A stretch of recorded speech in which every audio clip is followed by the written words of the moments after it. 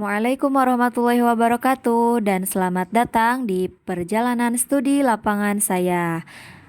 Hari ini kita akan menyimak wawancara eksklusif dengan salah satu guru bahasa Arab yang berpengalaman. Dalam sesi ini kita akan menggali lebih dalam tentang pembelajaran bahasa Arab di Madrasah Aliyah Negeri 2 Kota Bandung. Mari kita ikuti perjalanan inspiratif ini dan temukan wawasan menarik dari pengalaman langsung sang guru. Selamat menyaksikan. Madrasah Aliyah Negeri 2 Kota Bandung yang didirikan pada tahun 1990 ini tentunya memiliki daya tarik tersendiri.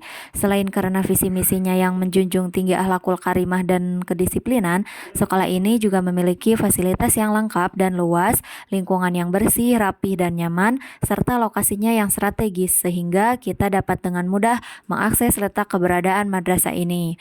Itulah beberapa alasan mengapa saya memilih melakukan studi lapangan di madrasah ini. Kurikulum bahasa Arab bahkan kurikulum mata pelajaran yang lain untuk saat ini kelas 1 Madrasah Aliyah dan kelas 2 menggunakan kurikulum Merdeka, sedangkan untuk kelas 3 Madrasah Aliyah masih menggunakan kurikulum 2013. Kemudian sebelum melaksanakan pembelajaran ada asesmen atau yang disebut dengan asesmen diagnosis untuk mendiagnosa, memetakan dan mengetahui kondisi awal dari siswa itu sendiri. Kemudian ada asesmen sumatif selama dalam proses pembelajaran hingga kemudian asesmen sumatif di akhir pembelajaran.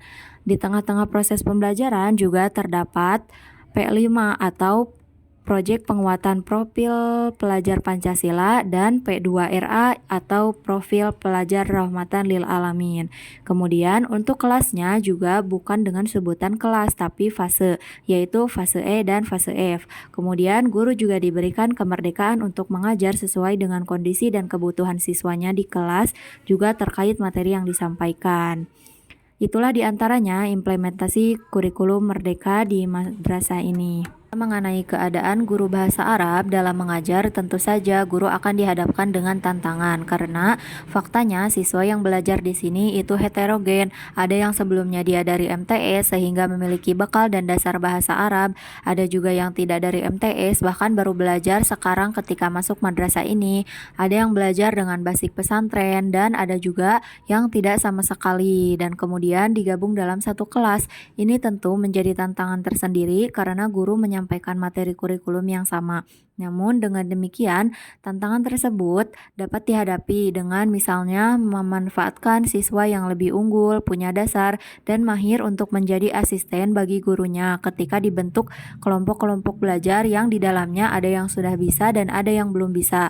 Dari situ, guru bisa meminta bantuan mereka yang sudah bisa untuk membimbing temannya yang belum bisa, yang disebut dengan tutor teman sebaya.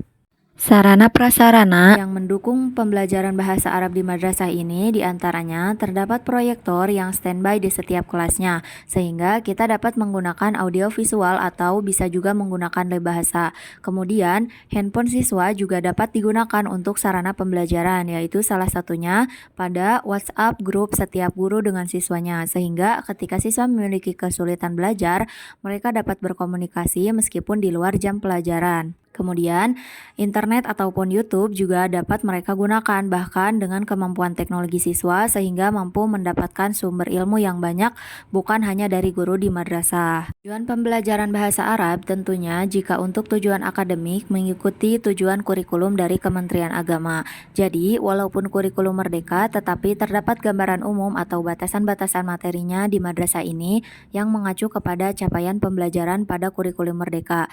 Misalkan untuk tingkat Aliyah ini terdapat capaian pembelajaran yang kemudian guru membuat alur tujuan pembelajarannya lagi untuk mencapai capaian pembelajaran tersebut. Walaupun sebenarnya beliau sebagai salah satu guru bahasa Arab di madrasah ini memiliki tujuan tersendiri, yaitu di antara 4 maharoh yang ada, beliau lebih kepada maharoh al-kalam, tapi yang dasar-dasarnya saja. Jadi selain kemampuan istimah, kiroah, dan kitabah, tetapi kalamnya menjadi lebih ditekankan lagi karena beliau melihat kemampuan kemahiran seseorang itu bisa dilihat sampai sejauh mana dia memiliki kemampuan al-kalam. Perencanaan pembelajaran di madrasah ini ada yang disebut modul ajar.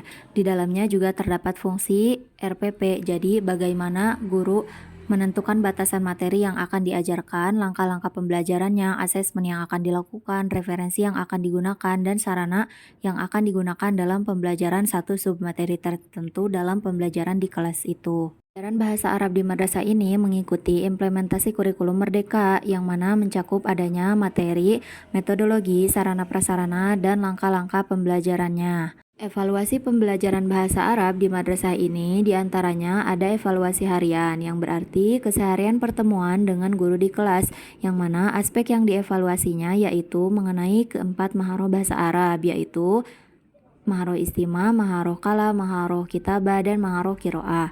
Termasuk di dalamnya juga evaluasi berupa praktek hiwar. Kemudian ada juga evaluasi yang sifatnya mengikuti kepada schedule madrasah, misalnya adanya asesmen tengah semester dan akhir semester.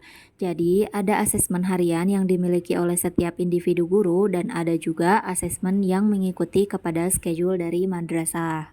Faktor pendukung dari implementasi pembelajaran bahasa Arab di madrasah ini yaitu pertama kompetensi guru. Di madrasah ini terdapat 4 orang guru yang mana semua kualifikasinya lulusan bahasa Arab, kemudian mayoritas sudah sertifikasi, sehingga terdapat kompetensi profesionalnya, juga memiliki kompetensi profesional pedagogiknya karena merupakan lulusan dari tarbiyah. Kedua yaitu sarana dan prasarana di madrasah ini yang sangat memadai untuk pengembangan bahasa Arab ditambah dengan adanya web juga.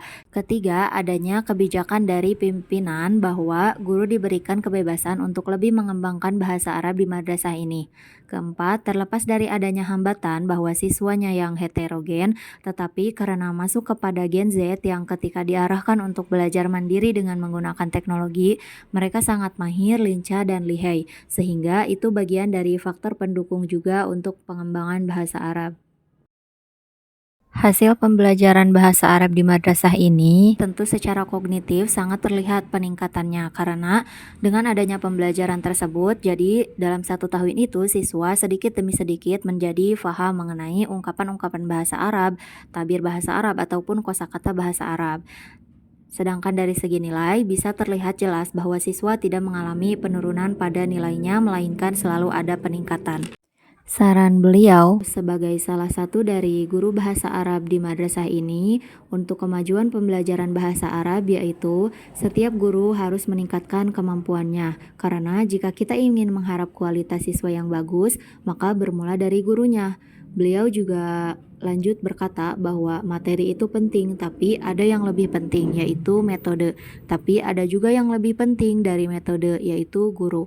Jadi guru itu harus menjadi kunci karena guru adalah ujung tombak dalam keberhasilan sebuah pembelajaran. Artinya, guru tidak boleh berhenti dalam belajar. Maka, jadilah guru yang senantiasa belajar, tidak boleh merasa cukup dengan ilmu yang ada. Karena ilmu terus berkembang, zaman terus berubah. Jika ilmu kita tidak bertambah, maka kualitasnya jangan diharapkan karena kita akan berhadapan dengan generasi-generasi yang berbeda dengan zamannya. Oleh sebab itu, kuncinya adalah kembali kepada kemampuan dan kompetensi guru itu sendiri. Cukup sekian pemaparan hasil wawancara saya bersama salah satu guru bahasa Arab di Madrasah Aliyah 2 Kota Bandung ini. Sekian dan terima kasih. Wassalamualaikum warahmatullahi wabarakatuh.